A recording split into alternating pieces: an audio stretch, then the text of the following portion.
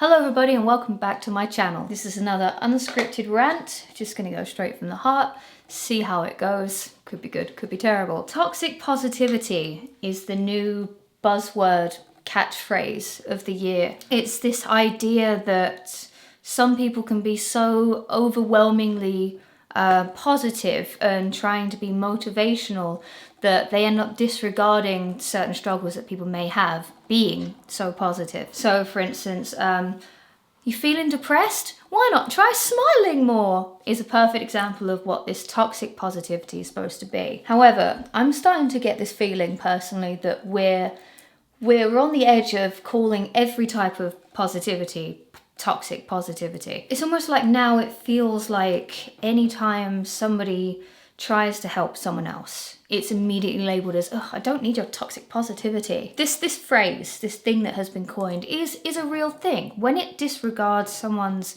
abilities or mental health, then yes, it can be more damaging than good. It sprung from this idea of feeling shame when someone tries to motivate you. So the example that I gave, feeling depressed, just smile more. It's kind of like that because as we all know, if you have depression, it isn't just as simple as smiling more. It doesn't just go away. Sometimes with depression, there's just this idea of the impossible task where, even like washing up the dishes feels like something you just cannot do.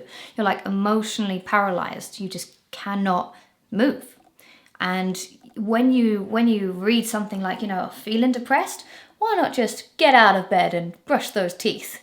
It can, if you allow it, make you feel like, oh, well, I can't do that. So great, now I feel even worse. But I think we're starting to get to a point where we are disregarding genuinely quite helpful or motivational things. And the reason I say this is because I caught myself doing it the other day and I had to stop myself. So let me explain. Basically, when I first started out on YouTube, and remember I got noticed by Dwayne "The Rock" Johnson, and I made a big hullabaloo about it. I was a massive fan of The Rock, and very cool guy. He's my pal. But one of the things that he used to say, or at least was attributed to him, whether it was a quote or misquote, was always try to be the hardest worker in the room. And when I heard that, I was so inspired and so motivated by it that I myself repeated it a lot for quite a few years. When people asked me, oh Emma, how did you find your success on YouTube? Or, how did you build your channel? I would always say something like, I always strive to be the hardest worker in the room. I'd repeat this mantra over and over and over again. The truth was, I don't think I was ever the hardest worker in the room. I think I just kind of tried to convince myself that I was. And there came a time in my adult life, as I got older and more self-aware, that I am not the hardest worker in the room. I've never been the hardest worker in the room. And when it comes to this idea of work smart, not hard, I'm not the smartest worker in the room either. I'm perfectly average at doing my work and then also not doing my work. I procrastinate like everyone else, and sometimes I pull it out the bag like other people do as well. But had I still been in this mindset where I just discovered this phrase and then realized that I wasn't doing it, if that had happened in 2021, would I be so quick to say, oh, stupid Dwayne "The Rock" Johnson with his toxic positivity? The whole reason I'm making this video is because, as we know, goes without saying, it's been an emotionally difficult, year and a half of our lives. I mean, for many people, it's been a lot longer than a year and a half that they've been dealing with, a lot of changes and struggles in their life. But I do think that, spearheaded by that, we're now getting to a point where we are celebrating negativity a lot more. Like, we've become more negative online, we've become nastier to each other, whether it's out of boredom or stress and pressure. I've noticed a massive shift in people's attitudes online. Some of it has turned absolutely vile. But now I feel like a lot of us are getting to the point of dogpiling onto any positivity and trying to sort of smother it, like snuff out the flame before anyone else can be ignited by motivation. And is it because we don't want other people to be motivated while we're still sitting here not able to be? I don't know, but I don't think labeling all motivational positive things as toxic positivity is helpful at all. Ironically, maybe people will say this video is toxic positivity because I'm not immediately slagging off every motivational quote ever. You may not always be able to take the advice of motivational quotes, and that's okay. And you know what? Some motivational quotes are a load of shit, and they're designed to make you feel shit because they totally disregard people's capabilities. But there comes a time where you have to look at intention over message to decide whether you want to label it with the word toxic.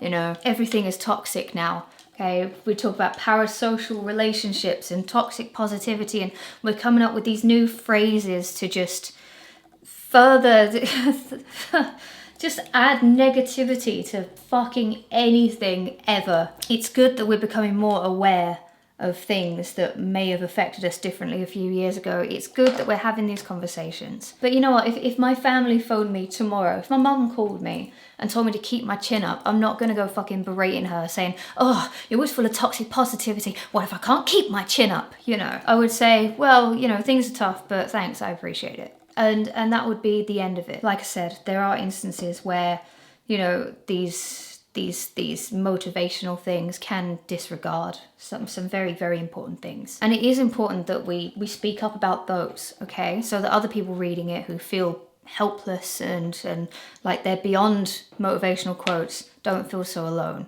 That's important. But what's not gonna fucking help is just charging into everything that is meant to be positive and just taking a shit on it because you're frustrated. Anyway, that was really it. We're losing the ability to look forward to things.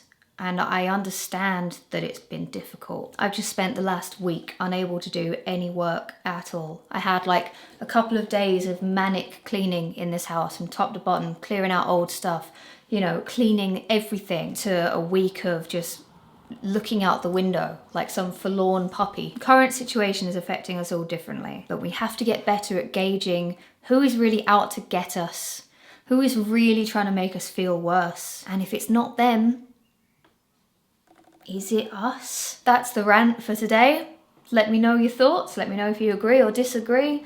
You know what? It's fine to do either because they're your opinions. This was mine. Let's just take care of each other, okay? And no, that's not fucking toxic positivity. That's me saying look out for the people who need you. Fucking cancel me. Let me know your thoughts. But until next time, guys, thank you so much for watching. And until one day I'll get this outro right. Anyway, thank you so much for watching, guys. And until next time, I shall catch you later.